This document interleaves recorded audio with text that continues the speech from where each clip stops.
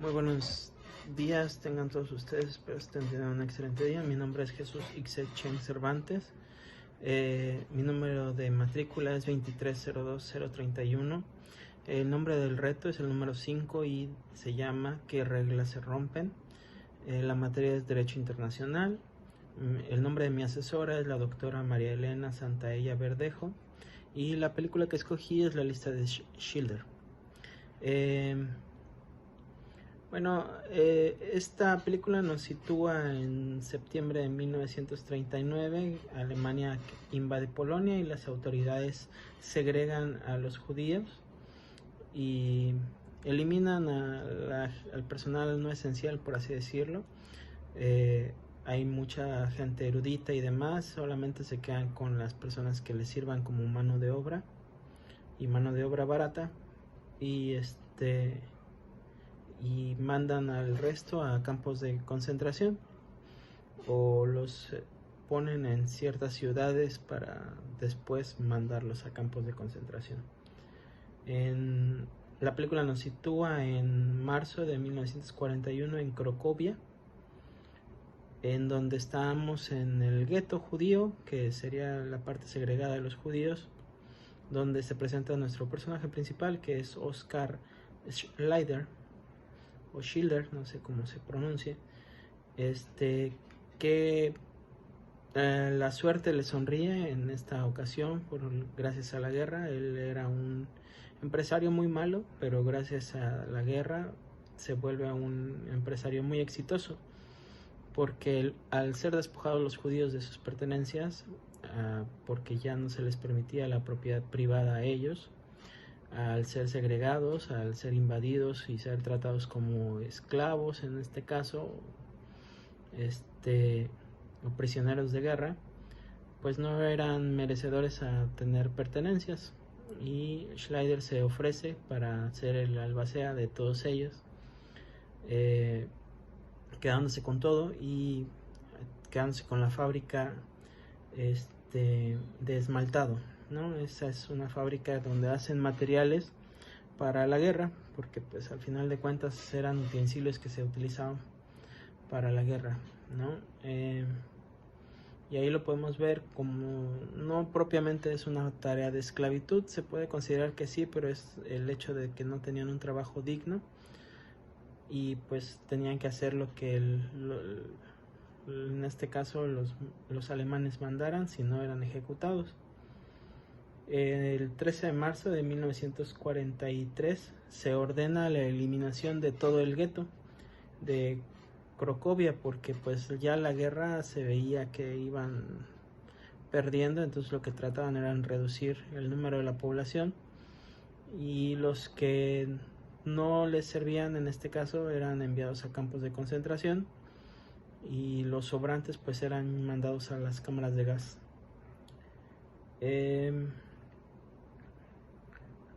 A todo esto, antes de seguir los tratados violados hasta este momento, son los tratados de Versalles, cuando Hitler empieza a incrementar el tamaño de su ejército y a atacar a los países para expandir su territorio. Después son violados los acuerdos de Múnich, que ya después de las primeras ofensas que había hecho Hitler contra la soberanía de otros países, pues los países como Francia, Gran Bretaña, llevaron a los acuerdos de Múnich, cosa que también son rotos por parte de Alemania al invadir Polonia, y lo cual ya desata lo que sería la Segunda Guerra Mundial, ¿no?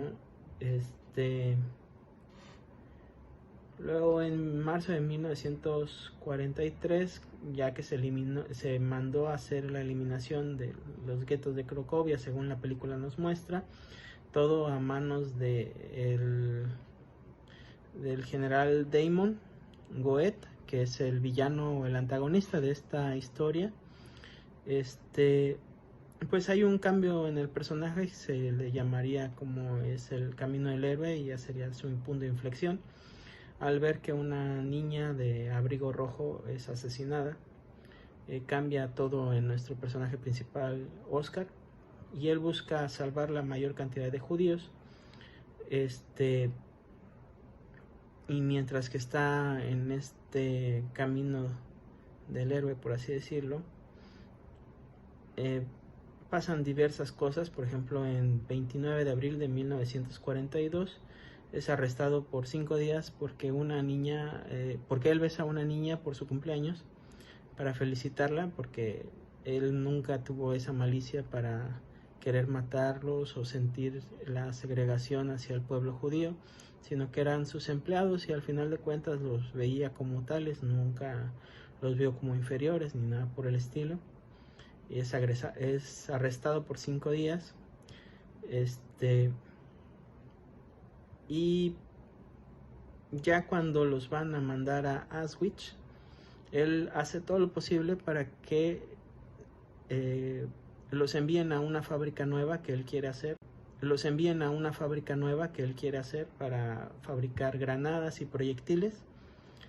Y esta fábrica pues tiene una muy baja productividad, porque pues recordemos que todos los judíos que él trata de salvar en su lista de 1200 judíos no eran especialistas. Entonces, primero pues él no quería que fabricaran armas. Segundo, los judíos pues al no ser especialistas pues tenían una producción muy baja, y lo que a él le interesaba más que salvar, y a pesar de que ya estaba en bancarrota prácticamente, era mantener a tantos judíos como él pudiera hacerlo, ¿no? No era un tema muy esencial para él, pero tampoco quería, no se desvivía por lograrse su objetivo, pero sí se esmeraba en ello, ¿no?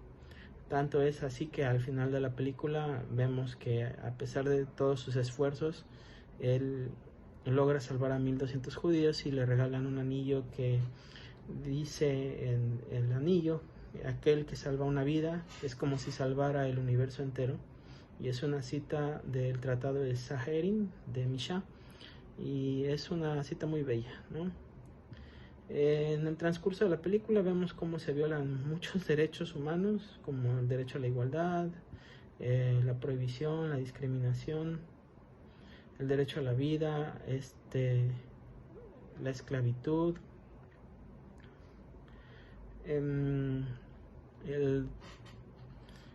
y otros, entre otros más. Esos serían de los más importantes. Cuando la fábrica se mueve a Checoslovaquia. Ahí es donde se hace la fábrica de granadas y proyectiles. Y los judíos que no lograron entrar en la lista de Schneider son movidos a Auschwitz, donde son ejecutados en la cámara de gas. Esas son como las partes más importantes de la película. Como podemos ver, hay tratados internacionales que son rotos. Y algo más importante de eso es lo que pasa después de esta película, porque pues debido a todas estas atrocidades cometidas contra el pueblo judío, el llamado genocidio judío, o también el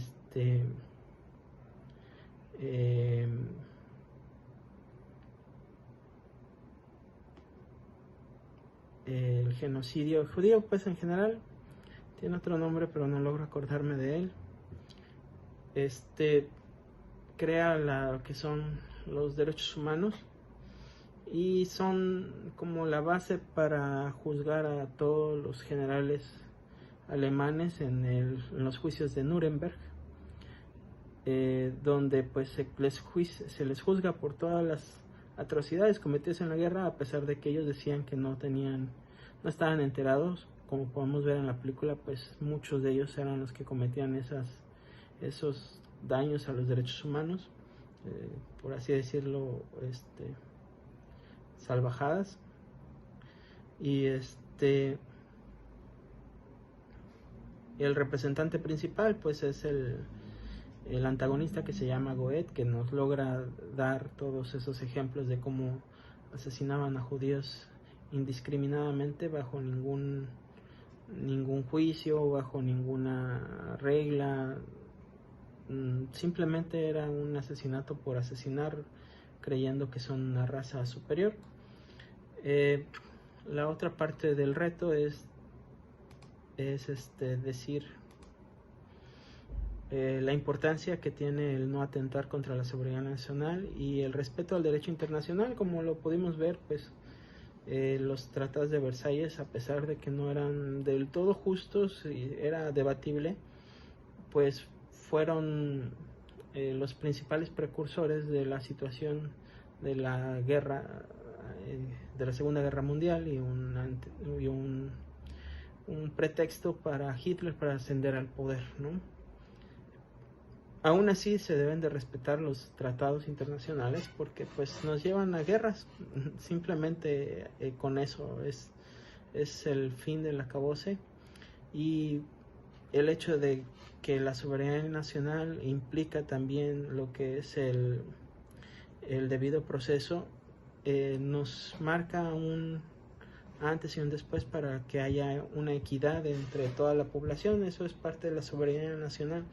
Para el caso particular que vemos, la soberanía nacional implicaba el hecho de que deben de ser respetados los derechos de las personas, aun cuando fuesen prisioneros de guerra o personas que fueron detenidos en un acto. Todo el mundo debe de tener derecho a un juicio justo. Cuando no se respetan los derechos internacionales, llegamos a tener conflictos bélicos. Normalmente es lo más lógico, pero también llegamos a tener el repudio de la comunidad internacional, porque no solamente nos afectamos a nosotros como país, sino que afectamos nuestra reputación ante otros países, ¿no? Con el muy particular reciente caso de Ecuador, al invadir una embajada de otro país, es un gran ejemplo de cómo el no respetar la soberanía de otros países causa muchos conflictos. Bueno, espero que este video les sea de ayuda y que haya cumplido con lo solicitado. Agradeciendo su atención y su preferencia. Muchas gracias.